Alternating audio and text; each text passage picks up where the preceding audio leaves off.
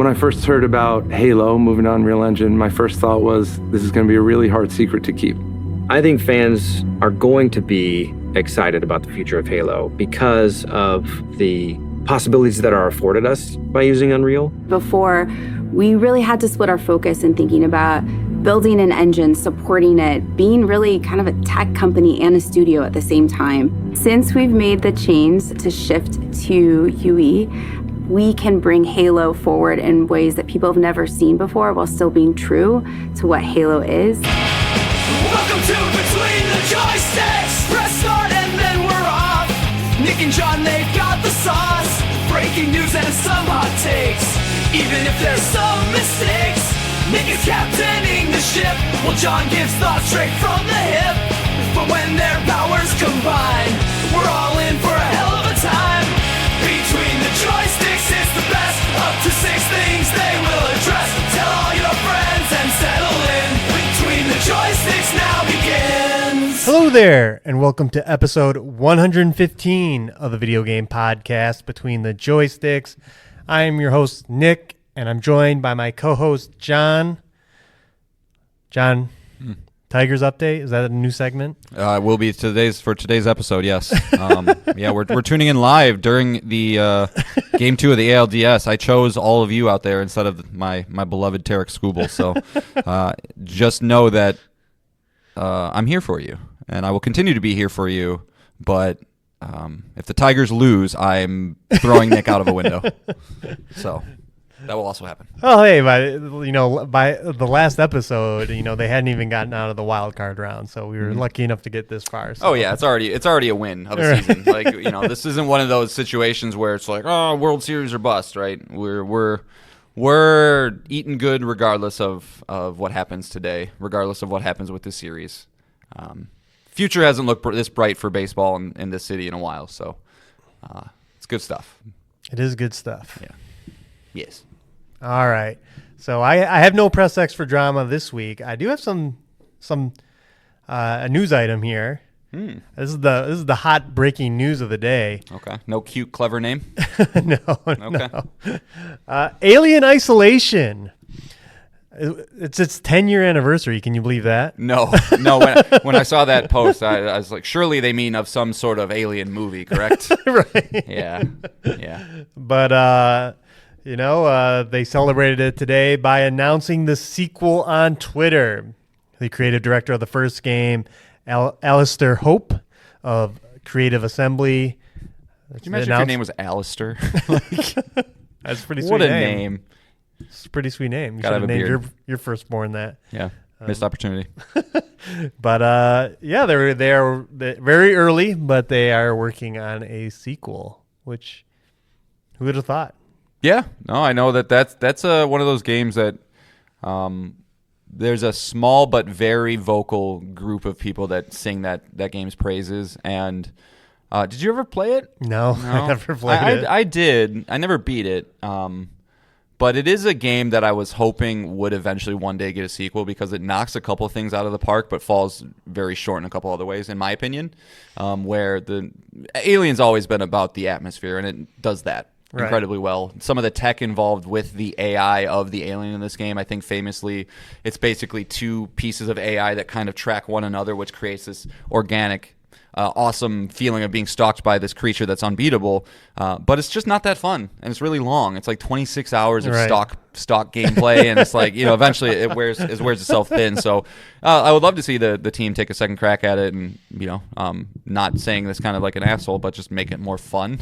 Then you got something pretty awesome. So, but I'm kind of jazzed about it. Cool. I love Alien. Yeah, it's definitely one of those. I don't know. It's one of those franchises that I don't. Alien in general? Yeah, Alien in general. That a lot of like Terminator and RoboCop and like Ghostbusters, a lot of those older franchises that have like this cult following. It's like all of their highest notes were in those early films, and they keep trying to chase that. Yeah, and it'll never come close. I do agree with that, but I do think Alien just is the best of those. And it has the most potential. Like I think the game.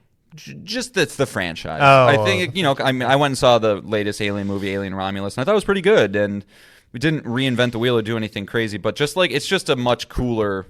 It's ripe for different stories to be told, and if it's done and treated properly, you can make it a thriller franchise, a horror franchise, a sci-fi franchise, and just kind of take it in different ways. But in that game being 10 years old, graphically was very, very nice for the time. So what does that game look like nowadays? It's gonna look really good. Yeah. I am. So we'll see. It'll be a definitely check out reviews and wait and see kind of game, but I wouldn't expect to see it probably for at least 2026 This is if not 2027. Creative Assembly, who was working on Hyenas for a while until that got a tale as old as time as live service games go, canceled. Yeah, and that was one of the ones that was like finished basically, and they're like, oh, never mind. Yep. Yeah, and here we are. Keeps happening. Same story just a month ago with Concord. So top of the third, there's one out, just so you know.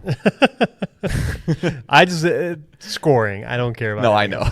Anyway, we're getting into October here, and it is kind of a big week of video games this week. We got Metaphor ReFantazio at a 93 on OpenCritic. Who could have saw that coming? Silent Hill 2 at an 88 on OpenCritic. Who could have saw that coming? Yeah. We also got Dragon Ball Sparkling Zero. Wait. Sparking Zero. Okay. Sorry. Sparkling Zero. At an 83. It's like a new sparkling water beverage. And Diablo 4 Vessel of Hatred at an 86. It's a Wait, so you said, sorry, that as I was making fun of you and trying to make lame jokes, you said Dragon Ball does have a score now? Yeah, it's at 83. Okay. It's pretty good, I feel like, for the people of that wanted that kind of game. 80s are great review scores. So for, all these games to come in this well reviewed, like I said, this is a huge week. But Silent Hill 2, John, because as you mentioned, that is the surprise. Yeah. What do you think about that? We were one of the people that were down on this game in its initial showings. Yeah, I mean, you always hope for these scenarios, but I feel like anytime you have one of these better than expected game releases, you at least hear some people going, "Oh, I think it looks pretty good." I don't think it was just us, man. Like, no. It was everybody. Nobody thought that, from the initial announcement of Bloober Team being the ones to do it up until release, I don't think a lot of people had much confidence at all, and it really was only until the past month or so when the press started to get preview coverage and whatnot, they're like, oh no, this is pretty faithful to what it is, and it, does honor the original game, much like the Resident Evil remakes do. So, a game that was not on my radar, was just like, well, I love horror, I love the survival horror games. Why would I not play this? I'm not going to buy it immediately, but I know Pal of the Show Will's playing it. I don't know if you will eventually. It's a nice one. Yeah. Who would have thought? Bloober Team. Yeah. Not so bad. Delivered. Yeah. Yeah. I probably will play this. It's the right time, October, and I don't think I have it in me, despite Twitter saying I should play Metaphor ReFantazio. I don't know if I have that in me right now. Yeah. Well, and then nobody's saying you have to do it now. Right? Yeah, right. I mean, you played Persona 5, 3-4 years after release. So, yeah. You can't just jump into that one willy-nilly. No, that's a commitment. Yeah. But like I said, we'll see how Dragon Age shapes out, and then if that does poorly, then I would maybe just do Metaphor as my. Yeah, I'm looking at OpenCritic here, man. Speaking of great game releases, you see Starfield's review for the DLC? 57, dude. That was last week, and we didn't talk much about it, but the DLC is not being happened. What happened? Your company doesn't modernize, innovate it relies on its old tired formula. So yeah, I'm just dropping this one here so that in a couple of years we can remember that it was episode 115 when John said it. But I'm feeling a Bethesda. Lull's not the right word. I think it'll be longer than a lull, but I don't see this team ever regaining what they once were. I'm just gonna throw. I know that Elder Scrolls 6 is a thing. Fallout comes out. It does amazing. It's it rights all the wrongs that have happened. But this team continuously, I know people like Starfield. Some people liked it. It's at an 85 on OpenCritic, so obviously received pretty well. But I just feel like I see that writing on the wall of like, we don't have fresh new ideas. We have to get a new engine. I feel like Todd Howard is stubborn and doesn't like to modernize. So I don't know. I'm just putting it in the ether right now that Sure. Bethesda will continue this. What are you guys doing phase? Yeah. And I'm glad you mentioned new engine, because maybe that is what they need to spark life into their franchises, just like our first thing will be teasing ahead. Ooh. But that's all I got, John. So if you're ready, we can get into the show. Yeah, hold on real quick. Uh-oh. Hold on. Top of third, one out, runners on first and second. Let's go, boys. By the time people listen to Let's this, go, boys. the results will be out. Yeah, so. I don't care. I'm doing this for me. For me. All right, let's get into that show so John can continue to watch baseball. All right, this is how the show works. John and I can both bring up to 3 things for a total of 6 things. It can be a video game we're playing. It can be a news item. It can be a topic. It can be a message from you, the listener. You can get a hold of us on Twitter at JoysticksPod. You can comment on our YouTube page at Between the Joysticks. Or you can email in. The email address is betweenthejoysticks@gmail.com. Any of those things, we feel like bringing them. And we have pretty much one of each of those things. Ooh. So we're going to intertwine emails with news, with topics, and go from there. All right. First up, we got some Halo news. John, did you know the Halo World Championship was going on this weekend? Yeah, you didn't? I was in it. Yeah. I'm a huge Halo multiplayer guy. Yeah, I was wondering why some news items were coming out about the game over the weekend. Like they're doing the third-person multiplayer mode now, so you can play the entire game in third person now. Of Infinite? Yeah. Mm-hmm. Really? I don't know why you'd want to do that, but it was because this event was going on. But before the finale of the event, some big news, a big shakeup, and I'm gonna let Joe Screbbles of Xbox Wire break it down for you. Who the fuck is Joe Screbbles? Okay. I thought it was a new emailer.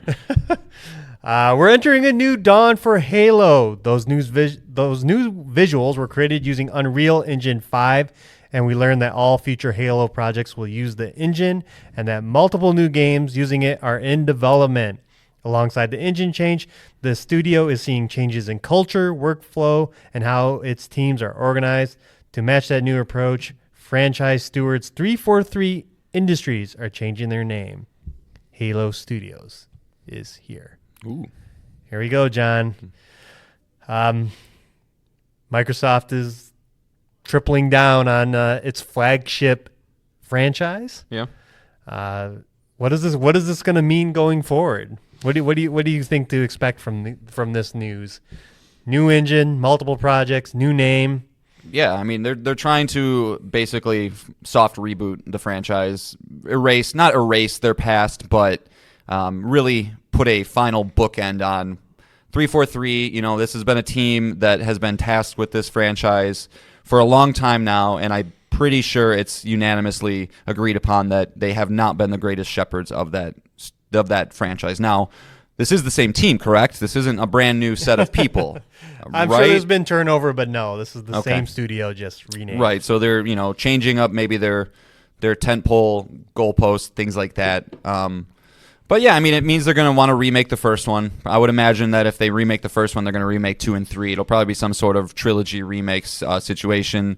They talk about in this video, this 6-minute video that they posted about how they need to honor the legacy but bring the franchise forward. It's typical things that you hear in every type of one of these videos. But I didn't really get a lot of confidence from them. Again, it was just your typical corporate speak, but. I think it's a good move. I think 343 as a name has always been a really bad studio name. Halo Studios, while boring, fits. I think it sounds it's perfect. We know what we do.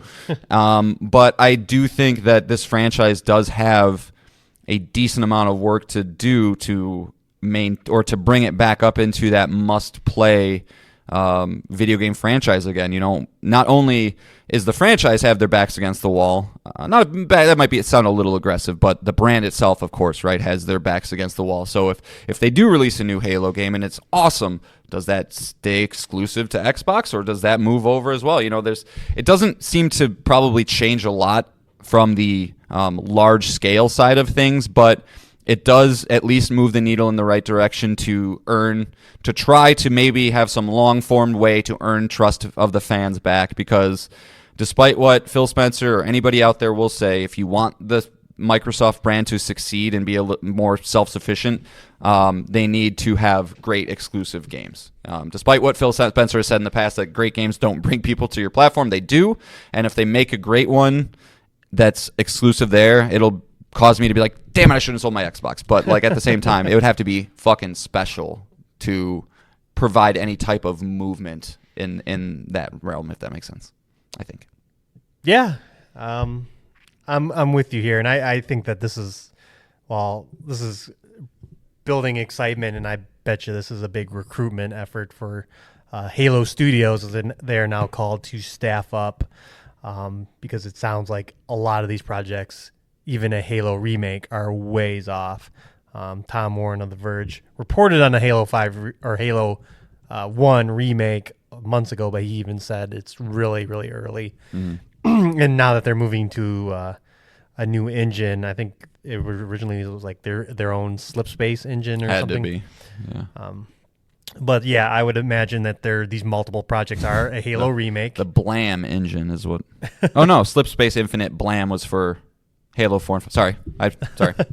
No, you're good. So I think we're looking at a Halo 1 remake. We're looking at a free-to-play multiplayer game, a la Warzone, and then we're looking for whatever Halo 7 ends up being, and kind of having that be the Call of Duty approach to the franchise, along with the remakes that we have been seeing for a long time. We're about to have a Forbidden West remake. And yeah, just again, Halo is a franchise, and it was once one of the biggest franchises out there. Is it going to stay relevant? It's over 20 years of that franchise, and as John mentioned, it's not doing so well since the torch was passed from Bungie to 343. It just hasn't had the same success, but it has its audience, and good games bring people back. Yeah, and this is a tough one for me, like on a personal level, just because, like, in order for this game to succeed and to get back into the zeitgeist of video game, IP, they have to be successful on the multiplayer front, and that's the part that I don't give a shit about at all, right? But like, if they are going to get there, they have to have a incredibly strong multiplayer component. But I am personally more curious, how are you guys going to evolve? Like, what's the next single-player thing look like? Because I will say, like, I dabbled in Infinite, and I really like the idea of an open-world Halo game that has fun and interesting things to do. That was the problem with that, is that, like, there wasn't any... It was just like, here's a base, there's enemies there, kill them, and then you just go to the next thing. To open world. Yeah, you just kind of you're just shooting in an open world, as opposed to, like, what I love about open world games like Skyrim, getting lost, finding cool Easter eggs, finding, just different ways to explore a map and be like, okay, cool, I got these 12 things I got to go do. You kind of start knocking them off one at a time. But, with the physics engine and the grapple hook and the things that Halo can bring, I think it could be a really, really fun single player experience. Unfortunately, I don't think that that's what they're necessarily focused on entirely, right? Like I mentioned, if they find success back into this, they need a strong multiplayer component. So I don't know. It's Well, just to your point, I mean, Halo campaigns were a big deal too. I mean, especially the first 3 games, co-op being a big part of that. You being able to play through the entire campaign with your friends, for sure. But I think which is something that was missing when Halo Infinite launched, and I don't know if they ever even got to that point. I know they said it was coming, but I don't even know if it ever came. Yeah, I'm not sure either. I mean, I agree with you, but at the same time, I think that was one of those vocal minority things. It's a much different landscape now. If being able to play co-op in Halo, I have a lot of nostalgic memories of doing that with my friends as well. But, how many first-person shooters with a linear campaign can you think of that have had success? in the past 10 years. Doom? The Doom franchise is about like maybe Metro. You can and even that was just the first two. So it's like they need to critically and commercially. Is the key, because we're just past the point. Wolfenstein and all that, but I don't think any of them sell as well as like what Halo you did. Right. And so I think they do need to do a little more than just your standard linear campaign that takes 10 hours to beat. I think we're past that point, but do the people that have been the writing and shepherding of this franchise for the past 10 years, do they have it in them to actually have an engaging story? Because I know people didn't care for 5. I know people didn't care for the story of Infinite. So they got some work to do and some things to figure out. But like you said, if this is some sort of recruiting thing, maybe they can get the right people in play, to do it. They got a lot of money to throw on. Yeah, and I think, like I said, this is a long ways off. So I don't. I'm assuming the remake will come first before any other projects, because Halo Infinite is still a thing. Can I just say real quick though, redo your logo. Like, why? At the top, so they have this like big, gross, blocky thing for. It obviously says Halo Studios, but just use the Halo logo. Just use the Halo logo. It's so much nicer. Look it up. It looks gross. Not great for artists. We're going to use this talk of Microsoft and Halo to springboard into our first email of the show, and that's coming from regular listener Freddie B. Freddie B. You hear that, Freddie? You've moved into regular listener. Hey, guys. You did it. Great show last week. I thought the Press X for Drama segment about media was pretty funny, albeit kind of weird to hear about journalists going after each other for random reasons. Not sure if you saw, but Xbox had 2 interesting smaller stories come out in the past week or so. First, Jason Schreier reporting that Xbox is a mess and seemingly doesn't have a solidified plan for what they're doing. And secondly, Xbox releasing a statement wanting to know why developers aren't developing for them. Is Xbox really in this poor of a position that they don't know why developers are skipping their console and they don't have a plan? To me, this seems highly concerning, and I wonder if it might be time to replace Phil Spencer. Because at this point, I see more failures than successes under his tenure. The abysmal console sales, developers complaining Xbox won't respond to their emails, failure to capitalize on existing franchises like Halo, and mixed success with Game Pass, etc. Anyway, would love to hear your thoughts. Well past point, Freddie. We're well past that point. No, you're on the money with those observations. I think Phil, any other CEO in any other company in any other industry in the world would have been gone a long time ago. He took over in 2014, I want to say. Yeah, just and so 10 years of, show us what you got. And while he did get a very he took over the brand at a very bad time, right? Yeah, he did. And he got them out of a very, very bad situation with the launch of the Xbox One. To this day, probably the reason that they're in this spot right now is they launched the Xbox One in the condition they did with the, online always, sell with the Kinect, all that bullshit, right? And the lack of games.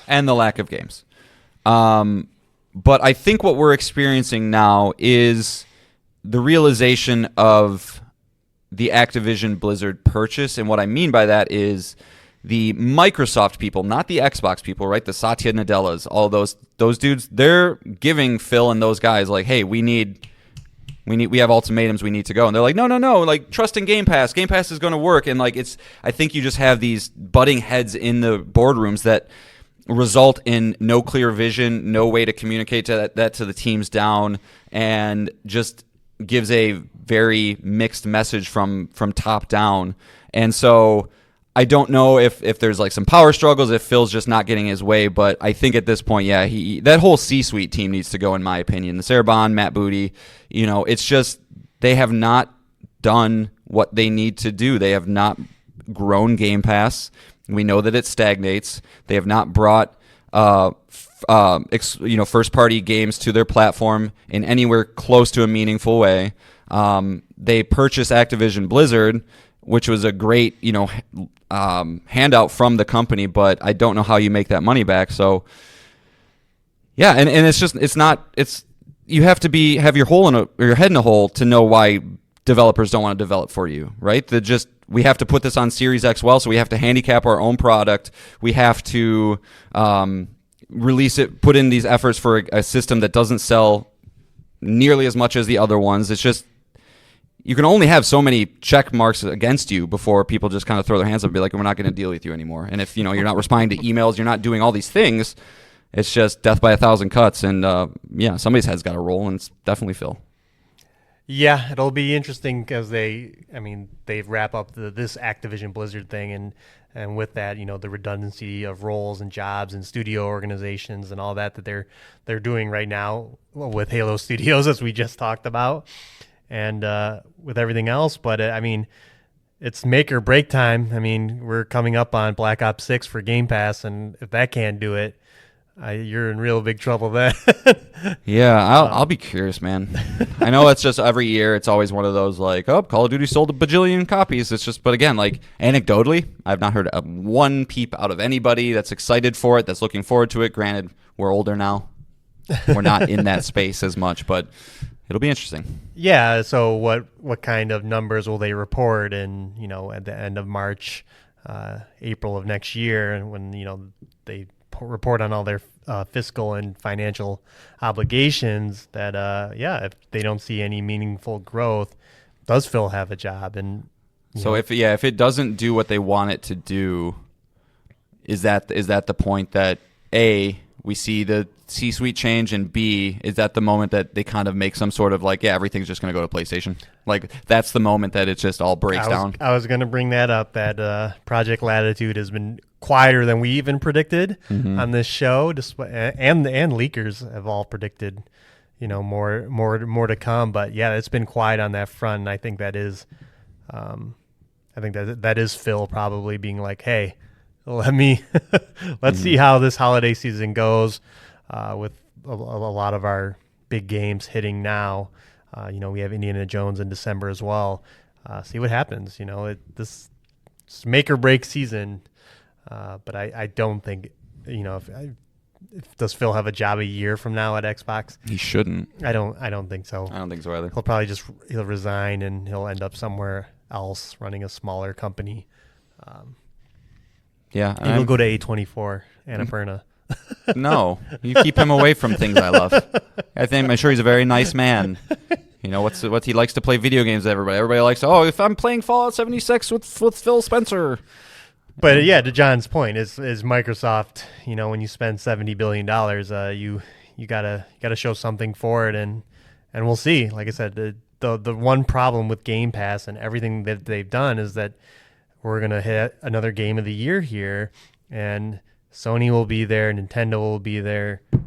No Xbox again, because Indiana Jones won't release in time, and what else we got? Hellblade.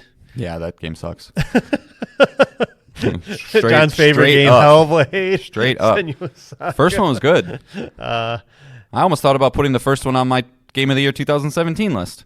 Okay. But I didn't. Spoilers. And I guess technically Black Ops 6 could be, but not likely. Yeah, Flight Simulator, not likely. Another... Yeah. Not a lot of reasons to get into Xbox right away outside of if you just play Game Pass. So, and even this week we talked about Silent Hill 2. That is a game that won't be on Xbox, and that sucks. Mm-hmm. That's another that hurts. When PlayStation just had Astrobot this year, but they got Silent Hill 2 and Stellar Blade and Final Fantasy 7 Rebirth, and rinse and repeat things we say the last couple of weeks here, but. Yeah, as John said, death by 1,000 cuts. When are we going to get a win for Xbox here? Nothing, man. An abysmal Starfield DLC, that doesn't help either. No. I'm a griefer. I'm a lurker. I go on forums and of places and just kind of see what people are saying. And the only thing that anybody can ever defend Microsoft for, at least recently, is just that their UI is great and backwards compatibility, and that's good stuff, but it's not anywhere close to the type of output you would expect from the people at the top and making the right decisions. So Yeah, I will not lament his departure whenever that happens. Because a healthy Xbox, despite us having a much PlayStation-leaning opinion on this show, we're also reporting what we see and analyzing what we see, and every time Xbox is brought up, it's usually negative. So, but I am a person. It's like, a healthy Xbox, a strong Xbox raises all ships, all tides, whatever you want.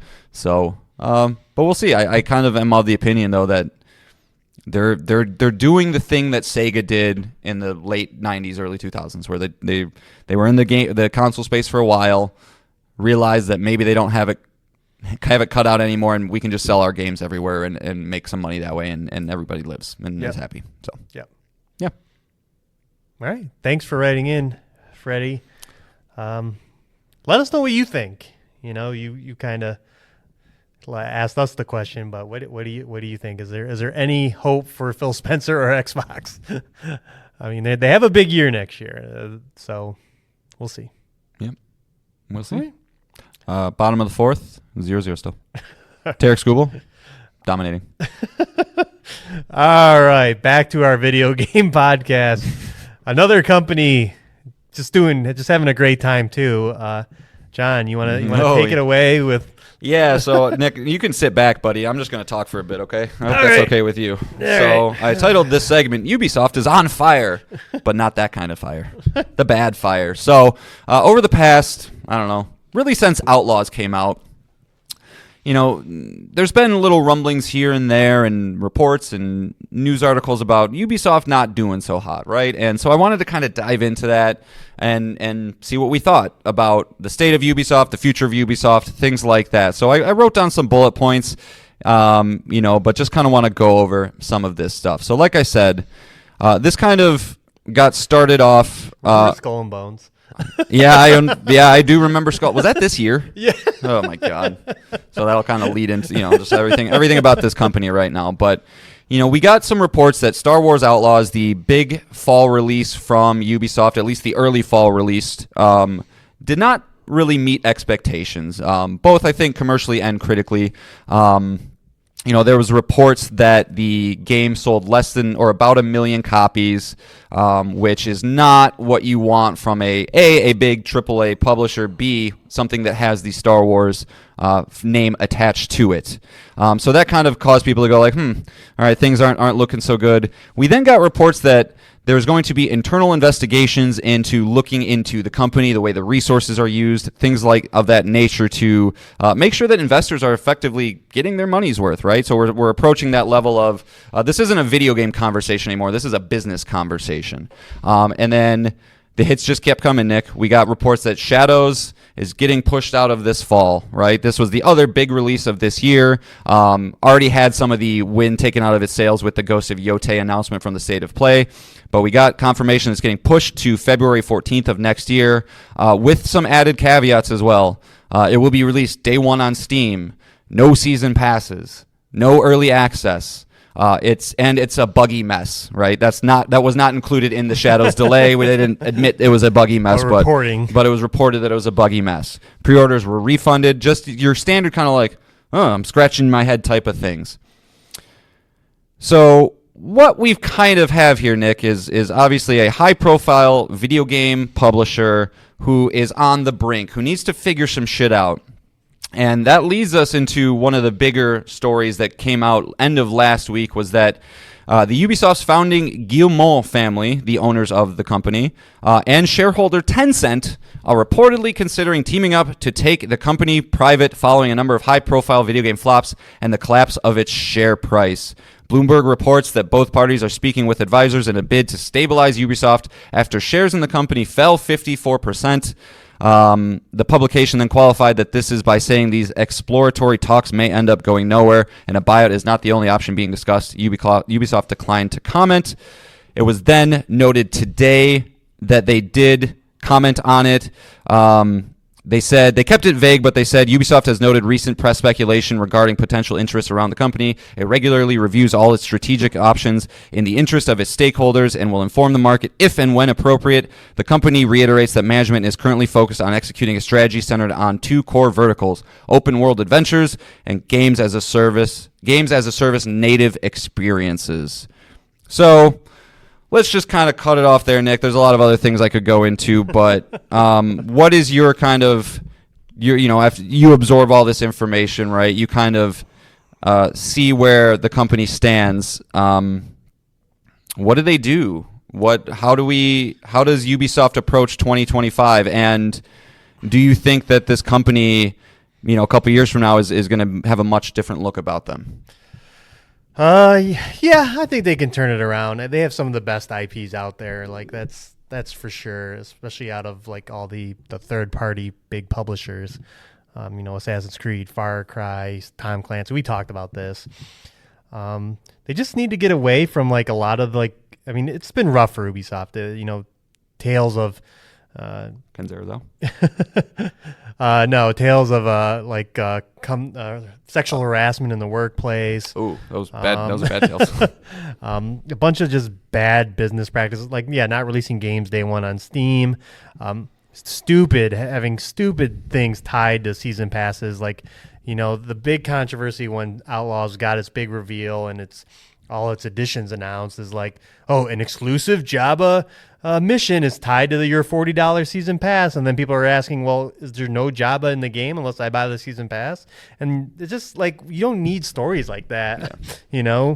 They are definitely the company of corporate greed. If I were to pinpoint, there's probably a lot of examples that I'm not thinking of, but I think of them first and foremost. I think. Yeah, you just don't we were just talking about Xbox One and just how there are probably still people out there that think that's an online-only console, you only get one shot to announce your games and get people excited for it, and just to have negative stories come up every time, it just takes the wind out of any kind of marketing plan that you have. Is we got to now address why we have 3 different versions of the game, which versions give you early access, and it just muddies the water. Just launch your games clean. Yeah. Day and date on every platform. No behind the scenes bonuses or season passes. Maybe a pre-order skin here. That people seem to be accepting of that. Astrobot had that. Sure. But and probably I know we hate this, is they probably need to get, and I think they are right now, is in the boat of announcing games when they're closer to release. Not doing the Skull and Bones, sure, being announced forever and being this laughing stock. Again, it's just another story on top of a troubled game development that just takes away from the game itself. And and just they gotta release better products. Better, less buggy. You gotta get those review scores up. Yeah, every game's hitting it at 70 or below. It's just. Well, that's what I kind of want to comment on real quick is that I do think I hope that it's not Tencent. Please God, don't let it be Tencent. But I do think the Guillemot family do kind of need to go away with this company. It's just I feel like time and time again you just hear silly quotes and directives where it's look, I know you guys created effectively the new age open world formula. You guys did that, and that's a amazing thing you did, but we need to move past that, and it can't just be that and games as a service, right? And I don't know if that's coming from Yves Guillemot himself or who that's coming from, but then when you couple that with statements like this, despite solid ratings, a Metacritic score of 76, and user scores across the first party and Epic Game Stores 3.9 out of 5 that reflect an immersive and authentic Star Wars universe, Star Wars Outlaws initial sales proved softer than expected. It's just you're just saying dumb things, man. Right.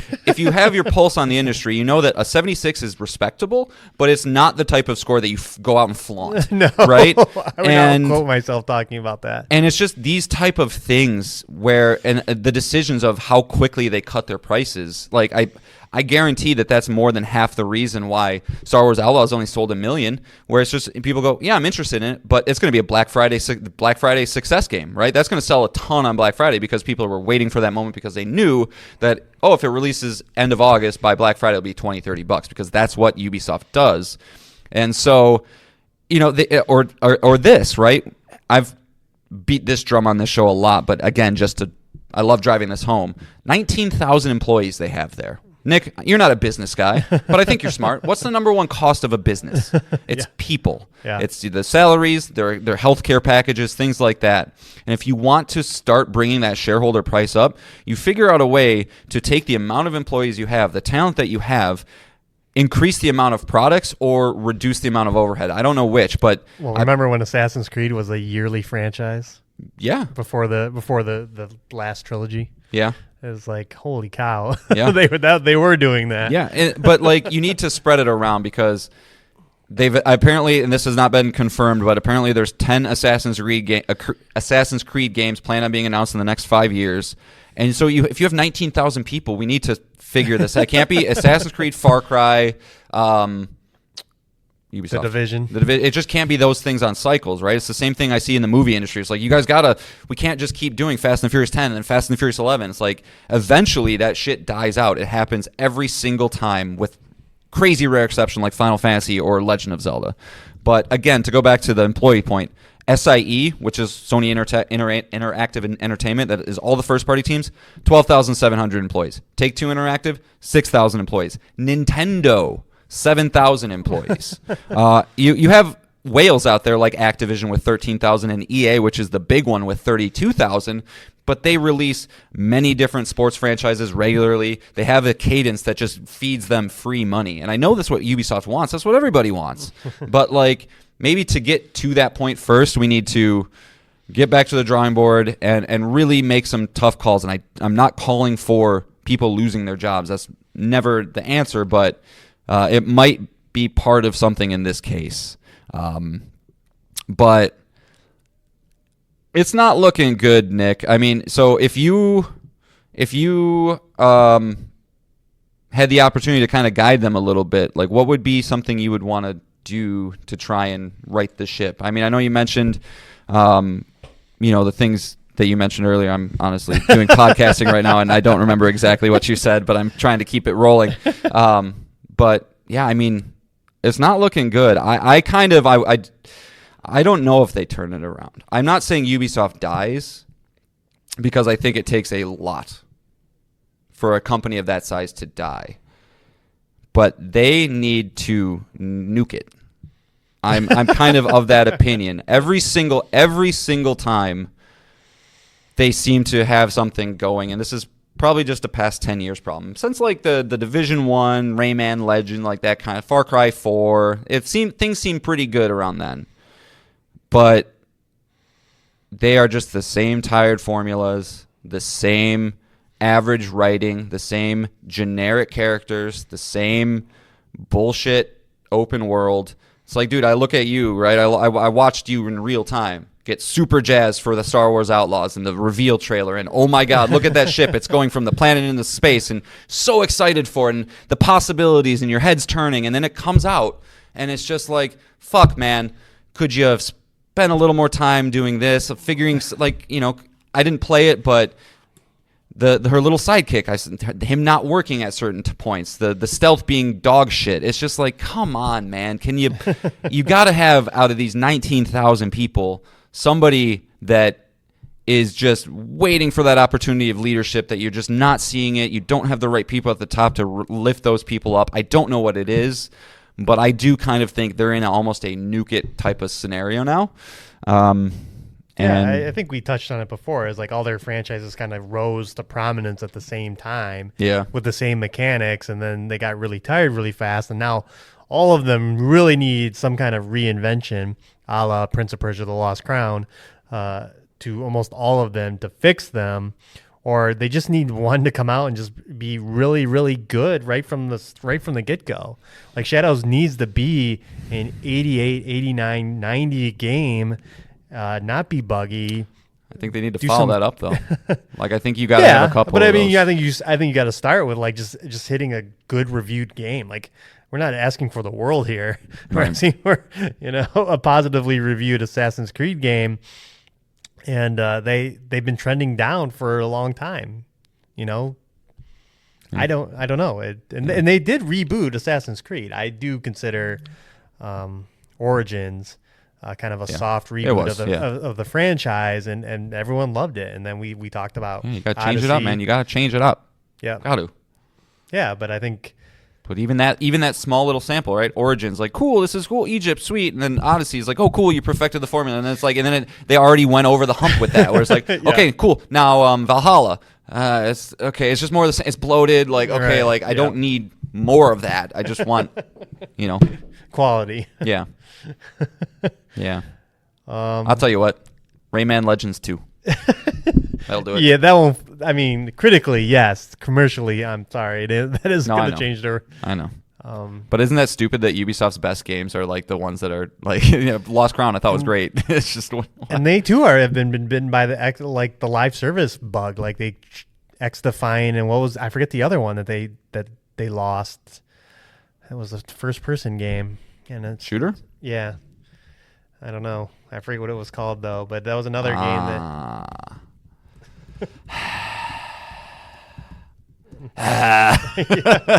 Well, exactly. We can't. You don't even know what it is. I know, but it's one of those like it's on the tip of my tongue things. I'm losing my mind, and that's all just.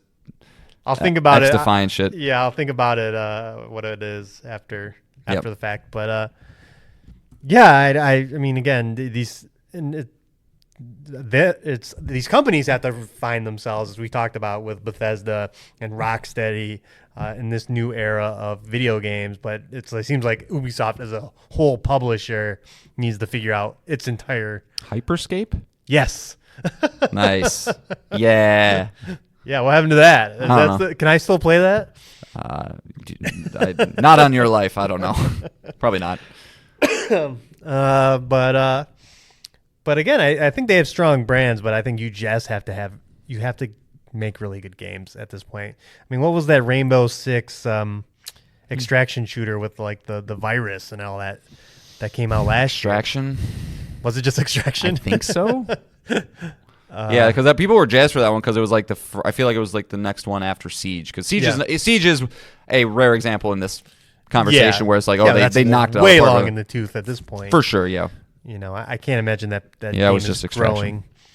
But yeah, they're the loss after loss after loss. It's catching up to you, and just I would love to know their average review score on their last like 15 games has got to be pretty abysmal outside of Prince of Persia. That's the last time I think it's reviewed well. Like even like Watch Dogs Legion was Avatar was a 69. Yeah. I mean, and that was one that like even reading the reviews, I feel like you could read between the leaves a little bit of like, no, this is great. I'm just tired of it. Right. Like, yeah, this game looks great. Done with it. Plays great, but it's the same tired formula we've seen in the last couple Far Cry games. But yeah, I think they got to release bangers. That's at the very least, as far as the score, you got to start there. You have to have an Assassin's Creed that's a must play. I mean, that's your premier franchise. And like you said, they have 19,000 people. They got to get that game to hit the ground Shadows hard. doesn't hit. They have a reboot and that they need to do, because at that point you can't just do another one. And of course, it's the one Assassin's Creed we've wanted the entire time, and now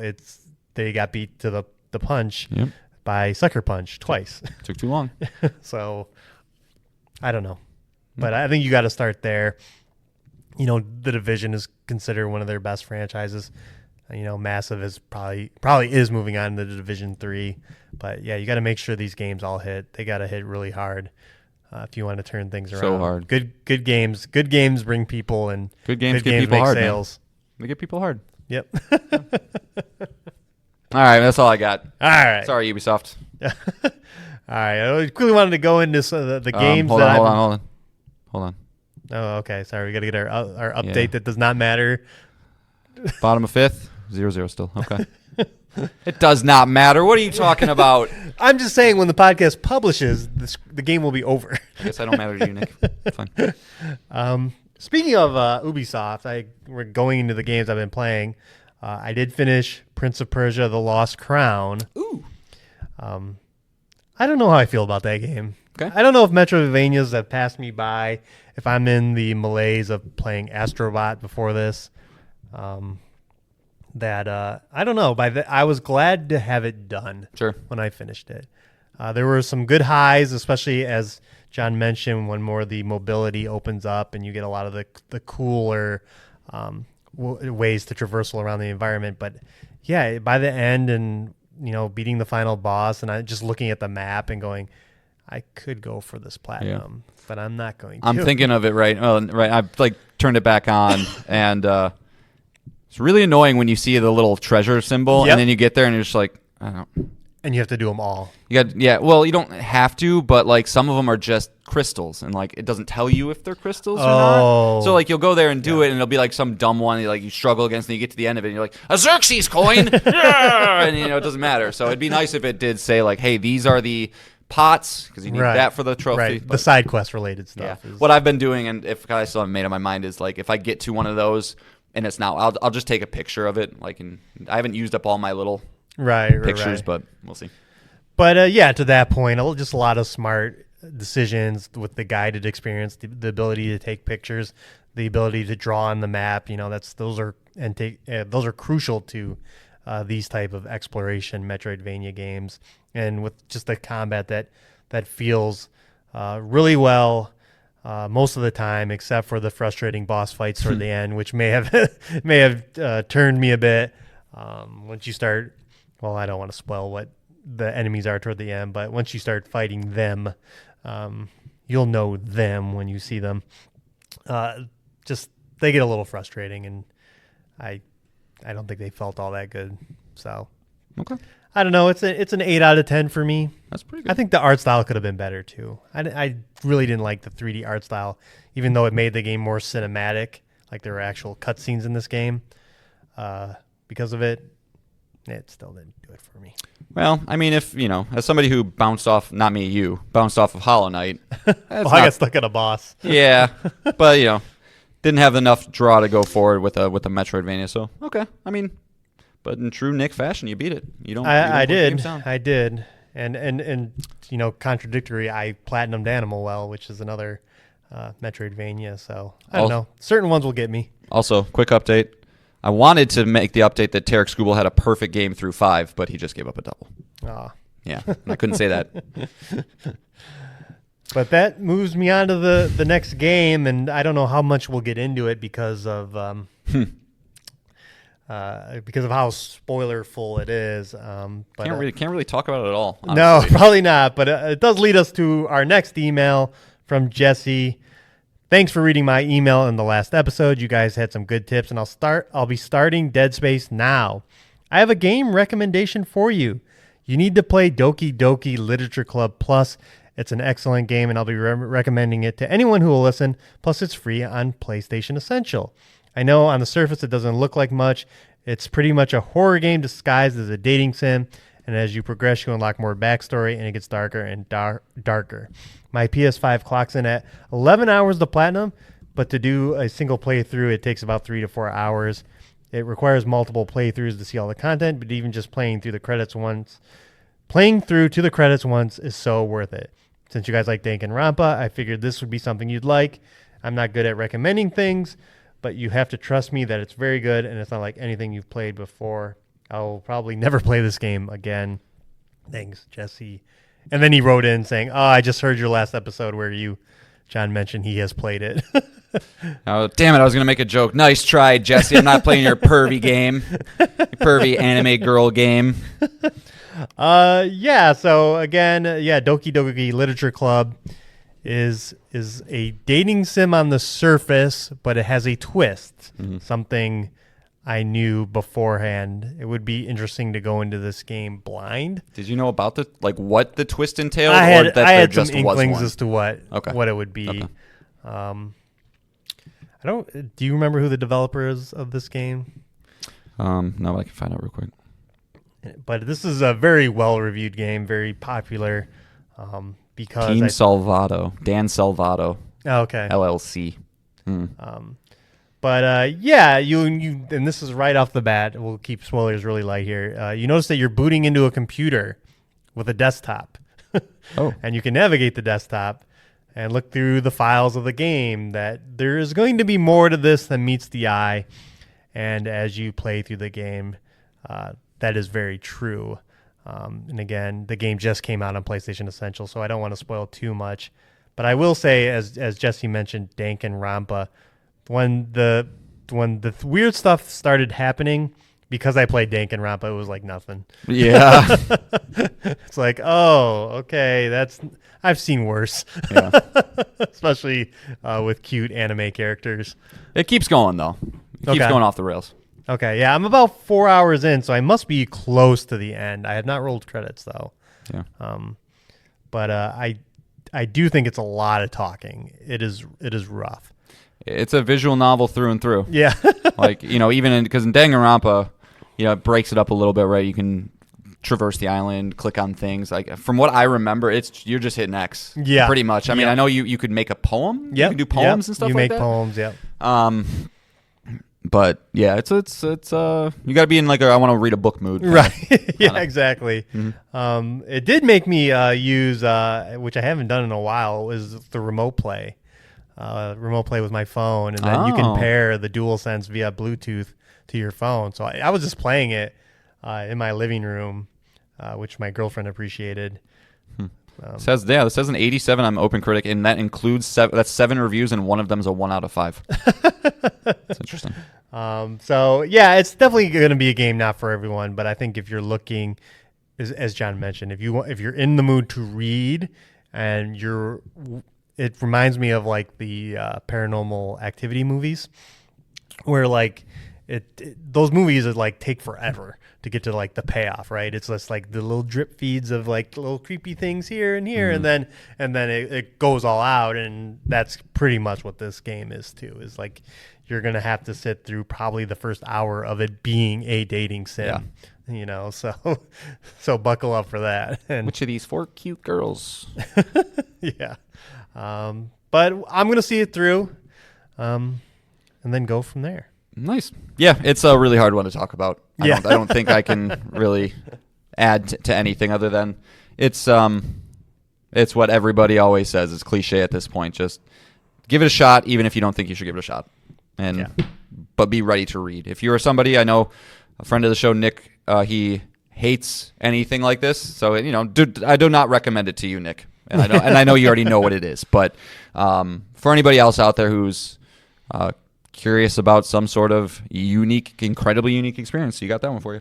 Yeah, and again, if you play for any tier of PlayStation, it is available to you now. So yeah. So don't be dumb, says Nick.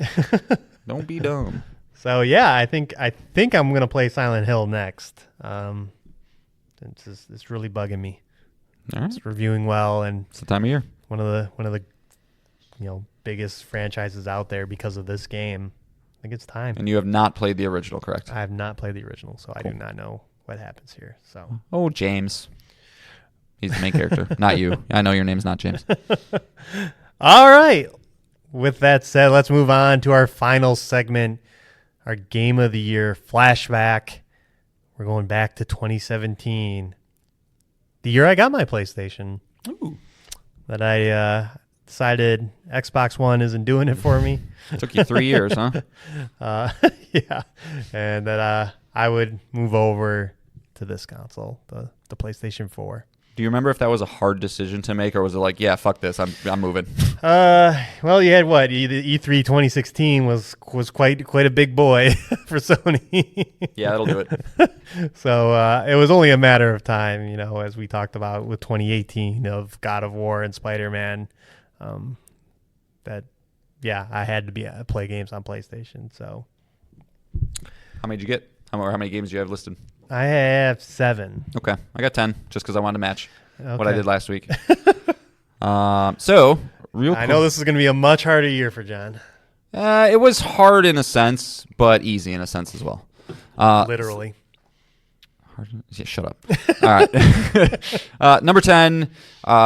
It was technically a DLC, but I really, really enjoyed it. Shovel Knight: Spectre of Torment, which was, you get to play as these little different bosses that you went through with the original base game. Spectre of Torment really just did what I like about video games and just increase the movement, where you're kind of dashing and have an entirely different moveset. But really that whole package of Shovel Knight and what they did with the treasure trove, which gave you Plague Knight, Spectre Knight, King Knight, and I think that's it, but really quite the package for the cost of entry. So from Yacht Club Games, Shovel Knight, pretty awesome.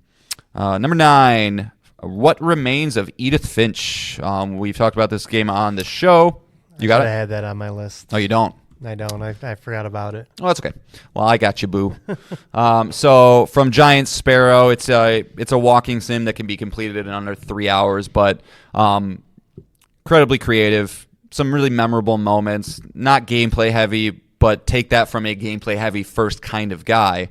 That this one got past that for me, and was really happy I played it. Pretty cheap too. I think it's typically like brand new $20, but it's always on sale. So highly recommend that to really kind of any type of gamer. And then number 8, the game that caused Nicholas to buy his PS4, Horizon Zero Dawn. That's your number 8? That's my number 8, yep. Wow. Really, really solid game. Incredible combat. Dino animals are awesome. It just got outshined both this year by me in the games I like, and also released a fucking week from Breath of the Wild. So that game has had a rough go from the beginning, but from Guerrilla Studios, it's Sony first party good shit. Yeah. So you spoiled my number 1. Whoa, whoa. I bought a PlayStation because of it. I mean that goes a long way, right? He scoffed at the remastered. He scoffed at it, folks. Yeah, I did. I platinumed this. I played the DLC. I don't need to play You anymore. can get 2 platinums. 2 platinums. I don't need to get another platinum. All right. But yeah, just Guerrilla Games, the Killzone people, coming up with a third-person action game with just an amazing story. Forbidden West, not so much. But Zero Dawn had a really good story pulling you along. Lance Riddick's character and just robot animals and dinosaurs, and you didn't know what you were going to see in that game. Yep. Accompanying great combat. Just open world perfection, something Ubisoft should really get into. That's what I'm saying. Or make a Halo Infinite game with like that level of open world where like the things I go and do are fun. Right. This is the poster child for, and Forbidden West as for its open world elements, as far as what Ubisoft should be looking to. It's the highest version of Ubisoft's open world. Yep. So it's, like I said, it made me buy a console, so it had to be number 1. Getting to the Thunderjaw for the first time was like one of those like, I'm playing a dope video game right now. And the cauldrons are such a great idea, like these little mini dungeons with big bosses at the end. Just great. I always love seeing, this includes the sequel too, just what's the next big animal, right? Right. Seeing what's the next one going to be? Yeah. Sweet, man. I'm realizing now I only had 9 because I wrote down one game twice. This isn't that game, but just so you know. So this is actually number 6, Cuphead. A game I fell in love with. Started off a little rough with it. I threw this in 2017. I don't think I beat it for the first time in 2017, but I definitely bought it. I remember getting it and just being like, this is really tough, and I don't feel like learning the movesets. I'll never platinum this. Yeah, I'll never do that. That's crazy talk. And I think it wasn't until... I want to say... You did it on this show. Yeah, I want to say it was my daughter's being born where I was like, I think I just had like a little bit extra time or something and really jumped headfirst into it. Levi loved watching it. It's just obviously, in my opinion, it is the greatest art style in any video game ever. Hand-drawn, just what they do with it, the way it's animated is incredible. And the music slaps, and it's one of my favorite platinums. So Cuphead's dope. It is dope. Yeah. All right, well, now we can finally get into my list. Middle-earth: Shadow of War, the sequel to the first game. Speaking of a studio that's struggling pretty hard right now, Monolith, who have not had a game since this game in 2017. They announced a Wonder Woman game, 3 game awards before this show. So 3 Game Awards ago, they announced they're doing a Wonder Woman game, which is supposed to have the Nemesis system, which really 2021, made this game stand out. If you got in a battle and the outcome of that battle, these characters would remember it and then either taunt you or have some kind of physical deformality because of what you did to them, whether you chopped their head off or cut off a limb or set them on fire. Just the kind of that immersive storytelling that we kind of keep bringing up here is that everyone's playthrough, even though we're all playing through the same overall story, the Orokai are really the standouts, their personality, their taunting, and just how you interacted with them as a player. But I mean, this game was just the Lord of the Rings meets Batman. It was great. Great Yeah. abilities, great movement, lots of stealth. Just nowhere near as good as the first game. Yeah, there's really no reason that I haven't played that game. Like, I mean, I think I played a little bit of it, and then I remember it being very, I don't know. Did it have like a lot of microtransactions Yes. or something? Yes, like it something did. dumb. Yeah, I was just like, turn me off. It was a game that could never end, quote unquote. Gross. Yep. All right. Well, my number 5, probably most people's number 1, but Breath of the Wild, The Legend of Zelda: Breath of the Wild. It's a game that doesn't really need to be discussed on this show. If you know, you know. It reinvented the franchise again. It's one of the best open worlds ever. It was Game of the Year, right? It was Game of the Year. yeah, it beat Odyssey. But yeah, it was really, really awesome. If this was a game on PlayStation that had trophies, I'd be all about it. Right. Like way more about it. But like I just never felt the drive to like look at every nook and cranny of that game. Like the people who get all the Korok seeds, you're nuts. You're Right. nuts. But still incredibly special game. Yeah, I mean, again, talking about another franchise that rebranded itself, relaunched itself with new concepts and new ideas to wildly great success. And, man, was that year 1 of the Switch or year 2? Year 1. Jesus Christ. Yep. Yeah, it was a launch title. That's right, because it was on both, right? It was Yeah. on the Wii U as well. Yep. All right. My next game is South Park Fractured But Whole. Oh, good one. The South Park games are excellent. What was the first one called? Now it's Stick of Truth. Stick of Truth. Just amazing. If you love South Park, I mean, that's basically the only reason you'd play these games. If you're not into South Park, you wouldn't get all the referential humor and all the characters and all that. Mint-berry crunch. So if you're not a South Park fan, then this game's not for you. But the ultimate boss was Morgan Freeman, if that tells you as much. Never beat him. Yeah, he was a secret boss. You didn't have to beat him to finish the game, but he was the hardest boss in the game. But yeah, just that South Park humor through and through. And I think, weirdly enough, this was an Ubisoft game too. I think it was. Yeah, I know there was different ones for each of the games. I think the first one was Ubisoft, the second one wasn't. It's something like that. Right. Yeah, it was Ubisoft. It was Ubisoft. Yeah. So back in better times for Ubisoft. Oh, and Obsidian did the first. So the Yes, Obsidian did the Obsidian, signature. yeah. Okay, that's what it Yeah. was. Got it. All right, my number 4, Resident Evil 7. It's your favorite. Sorry, Tigers. I think we just let up a run. I can't focus now, Nick. All right, so Resident Evil 7, a game that was didn't have a lot of people jazzed about it. Resident Evil 6 is famously, objectively, the worst game of that entire franchise. So to reinvent themselves, to go first person, which people would have thought is just like, that's a crazy thing to even try and do. And Resident Evil knocked it out of the fucking park. Perfect setting, gross ass Louisiana bayou, fucked up family. I experienced some of it in VR, which was just far too scary. So going back out of that and doing it flat screen was the move to go. But I just really, really enjoyed my time with it. I think Resident Evil works best when it's a gross confined area. That's part of the reason I didn't like 3 so much. I just didn't like being on an open city that was kind of overflowing with zombies. It just didn't feel right. I think the enemies, I think they were called like the Molded or something like that. Yeah. Not the best Resident Evil enemies. There's like black gross things, but I'll tell you what, in VR they look fucking freaky. So Resident Evil 7, super awesome. For a while, and it might be my favorite Resident Evil game. 4 is probably better, but I just like 7 a lot.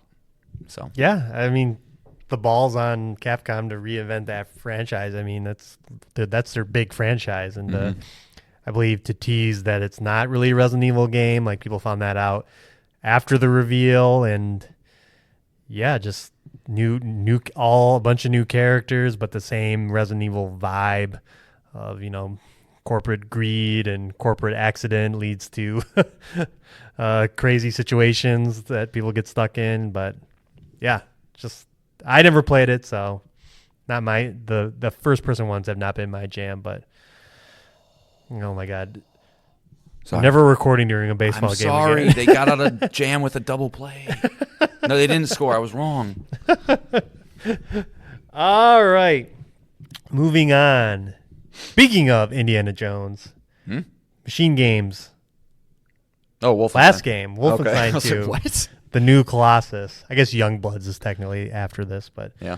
the sequel to this. And if you've never played the Wolfenstein games, they're pretty incredible from just a storytelling point. You know, where Doom is probably great on action but light on storytelling. The Wolfenstein franchise is weirdly heavy on storytelling and heavy on action. Yeah, and heavy on action. So you get kind of the both the best worlds with this game. And yeah, I had a friend buy me it for Secret Santa, and I had played the first one, but I really wasn't all that into the franchise as a whole. Just first person shooters really don't do it for me. But I actually really like this game, and BJ Blazkowicz. And just the decisions you had to make, and there's always again, I don't know why they did this, but you always had to make a tough choice in the beginning of each of these games, and they led to different storylines with different characters. Yeah. I think they were just trying to drive people to play the game twice, but not a reason you came to play it was for the decisions, because it all ended at the same point. But Is there a more masculine protagonist than BJ Black? Like, look at this fucking guy. Like, that is the most Jack I'm Reacher looking surprised fucking that guy. we haven't gotten a movie. I'm Yeah. shocked based on this character and that universe. It's like if Duke Nukem wasn't stupid. When you have, a lot of Nazi killing movies out there. We just saw last year I wonder if the dude from Inglourious Bastards, the guy that's the German. Yeah. I wonder if he's based off this guy. Like, It's just possible. for looks wise. Like, what's his name? I don't know. But yeah, a great game. Played it once. It still sticks with me, some of the moments in that game. The game was hard. Yeah, That's why I remember. I beat the first one, never beat the second one. I was just like, I'm not doing this. I just, yeah, and it has one of the most infamous trophies ever, where you have to beat the whole game front to back without dying once. Good luck. No. All right, top 3. My Switch game of the year, Super Mario Odyssey. I did like it a little bit more than Breath of the Wild, but Super Mario Galaxy is my favorite 3D Mario. I just love the vibe of that game and the worlds and the circular stuff. I just think it's pretty cool. But this is definitely the most bang for your buck 3D Mario out there, just from the 1,000 moons that you can collect hidden in very unique, fun ways. Again, kind of, I don't know why I keep going back to Halo open world today, but just ways, that's what I mean when I talk about some fun place to play in, where it's like, oh, what's that thing over there? You ground pound on it, you get a moon. You do this random thing you wouldn't think would do anything, and it triggers something, and then, you get another moon, and it's just, it just does that over and over and over again. But with the added hat mechanic, who would have thought that Mario would have become a T-Rex? And using that hat as some sort of platforming mechanic where you can throw it out, let it spin, jump on it, give yourself an extra boost. It's really, if Astrobot can learn some stuff, it's from that game, and I would love to see them incorporate the physics and movement a little bit more in whatever the sequel would be. But Super Mario Odyssey, 97 on OpenCritic, which is bananas. But yeah, what a first year for the Switch with those two games. So. Yeah. And no 3D Mario since, right? Right. Yeah. Yeah. It's time. Sequel to this game, at least. Yeah. But it's like a Galaxy 3. I have a feeling Switch 2 will launch with 3D Mario. That and Metroid Prime. Or Mario Kart, as we said on the show. Yeah. Or all of it. All right, you're ahead of me now because I'm only on number 4, but we said my number 1.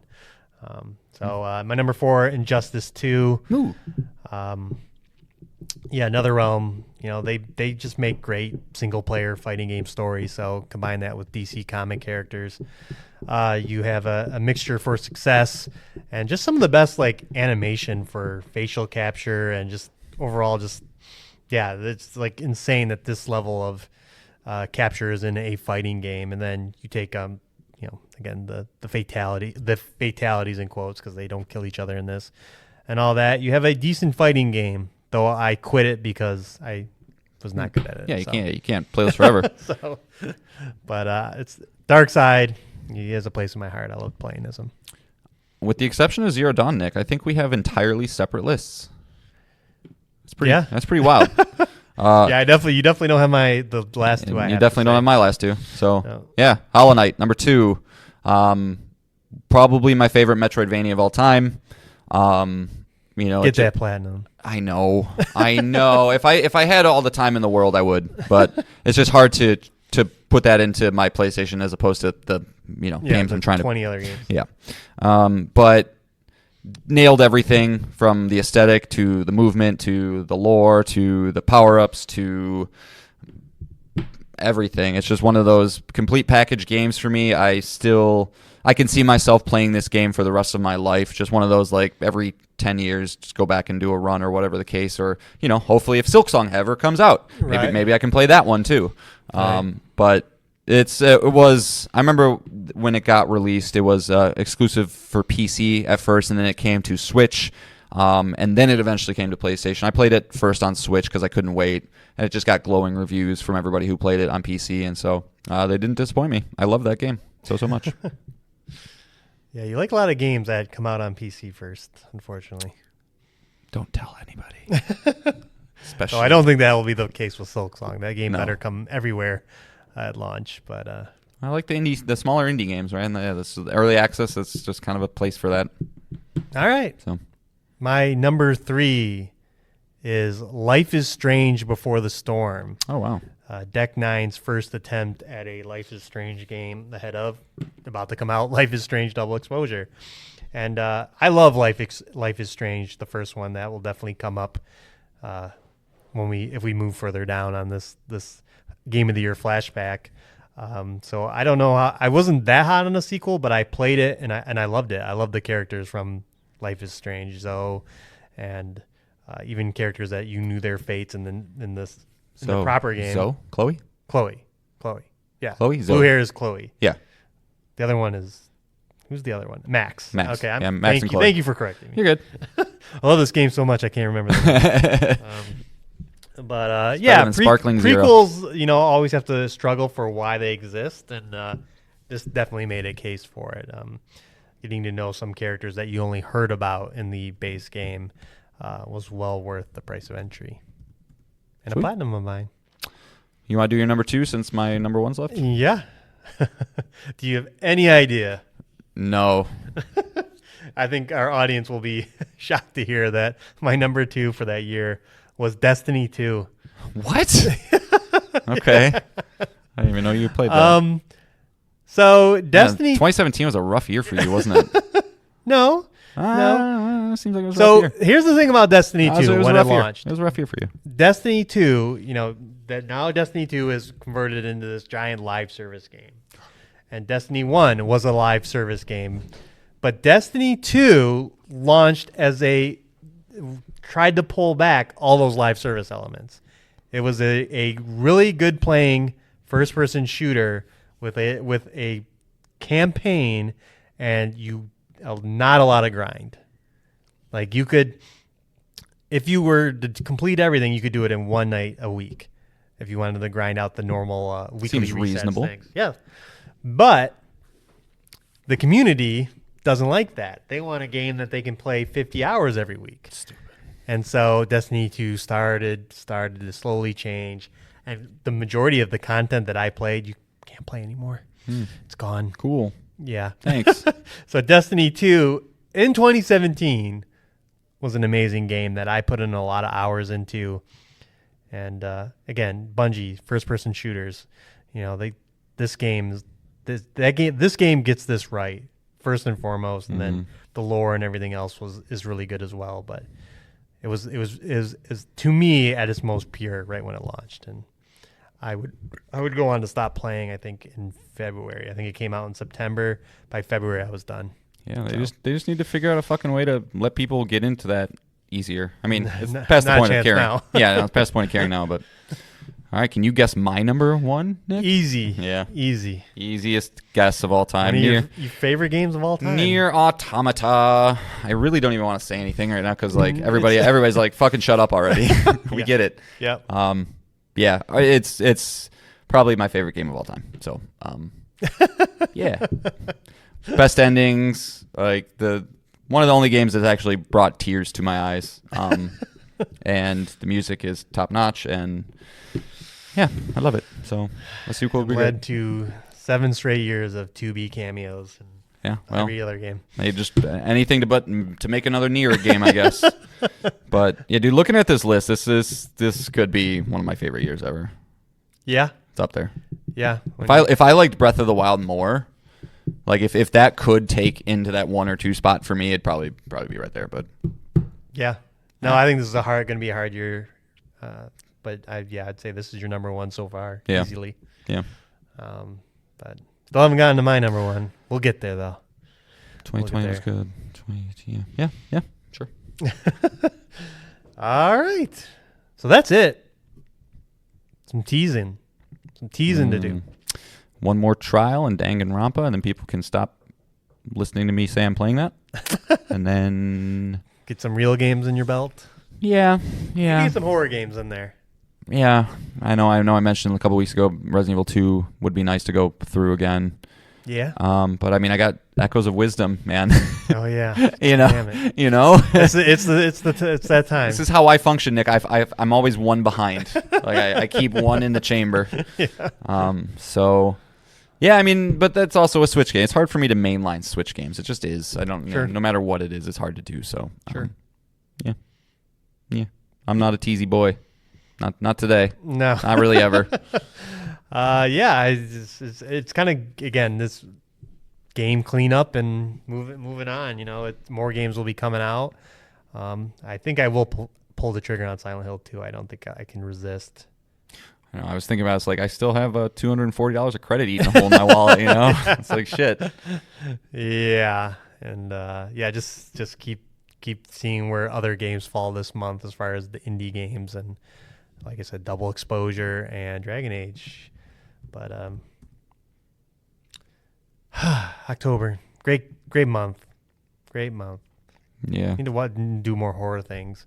So I think Doki Doki into Silent Hill 2 would be great. Into the Alan Lake Wake. House DLC for Alan Wake works for me. Horror's the best. So says who wrote in last week about horror? Jesse, So says Jesse. he's starting his Dead Space run. Right. Manned up. What a boy. Yeah, give us an update on that. I'm curious as how it goes because Dead Space is up there as far as like it a gets ya. freaky game. It gets you. Yeah, especially when you're in space. I mean, No audio. it's like for me, I feel like it's those first couple levels. Like you get through the first couple, you realize, okay, I don't think this is a sport. Vents. Jesse, watch out for vents. And then once you get used to the character models, like the enemy designs. But even the 0G stuff, because then it's like everything comes from everywhere. yeah, those little fuckers. In 0G, those little triple tentacled fuckers. Yep. But yeah, keep writing in, and I should just play a horror game. Should just do it. sure. Yeah, I'm not going to. Well, someone's gonna hand you Silent Hill 2. True. Someone's gonna hand you Alan Wake. Man, If what a fucking charity case I am. If you can start playing Alan Wake this month, that would make me the happiest because I really want you to play it. So, Okay. All right. so if we can make that happen, that'll be a good place. Because I don't think those are kind of all the big horror games. I mean, there's some indie games out there, but Yeah. Crow not Country. I mean, Yeah. like what? Yeah, there's not a lot of not the big AAA ones. horror games. Yeah, it's really not. We got a No. ton of it like 2 years ago, and that was it. Yeah. All right. That's all I got. So we can move on to the song. All right. They just released a lot of good video game music onto Spotify. Final Fantasy 16's whole soundtrack, but of course I would say maybe not the front runner for soundtrack of the year because Final Fantasy 7 Rebirth is probably that.